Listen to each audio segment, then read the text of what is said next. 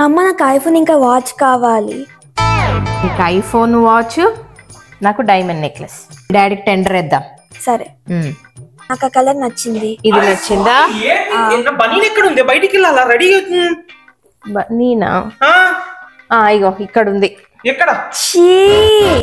Mummy ఆ daddy బనీనా అది? అవునా నాన్న బనీను డైలీ వేసుకునేదే కదమ్మా. ఓకేనా, నేను రెడీ చేస్తా. పాప మేము డాడీ చినిగిపోయిన బనీన్లు వేసుకుంటున్నాడు.